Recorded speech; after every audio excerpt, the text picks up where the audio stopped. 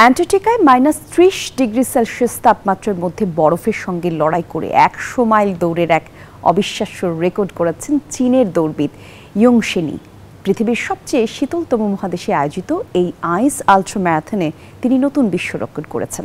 আর এই প্রতিযোগিতার কঠিন এই পরিস্থিতি একই সাথে অ্যাথলেটদের টিকে থাকার লড়াই ছিল একেবারেই অন্যরকম, যা সাধারণ মানুষের কল্পনার বাইরে। দক্ষিণ মেরুর বরফ শীতল প্রান্তরে নতুন ইতিহাস লিখলেন চীনের অ্যাথলিট ইউ শেংনি।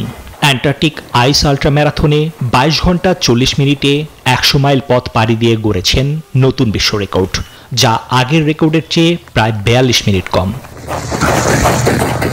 ওদের স্বপ্ন পূরণে পাশে থাকতে পেরে আমরা গর্বিত। শুনতে অবাক লাগলেও দিনের বেলায় মাথার উপর ছিল গনগনে সূর্য, কিন্তু তাতেও ঠান্ডা কমেনি এক বিন্দু।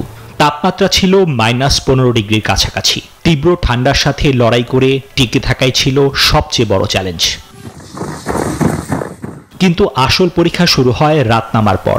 তাপমাত্রা এক ধাক্কায় নেমে আসে -30 ডিগ্রিতে। এর সাথে যোগ হয় হাড় কাঁপানো ঠান্ডা বাতাস, যা অনুভূতিকে নামিয়ে আনছিল -35 ডিগ্রির কাছাকাছি। অবশ্য এই অসম্ভবকে সম্ভব করা ইউ শেংনির ঝুলিতে রয়েছে 500টিরও বেশি আল্ট্রা ম্যারাথনের অভিজ্ঞতা। আর দৌড়বিদদের জীবন বাঁচানোর অন্যতম ভরসা হিসেবে ছিল বিশেষ এইড স্টেশন, যা উষ্ণতা আর খাবার দিয়ে তাদের সাহায্য করেছে। নিবির আমিন, নিউজ 24।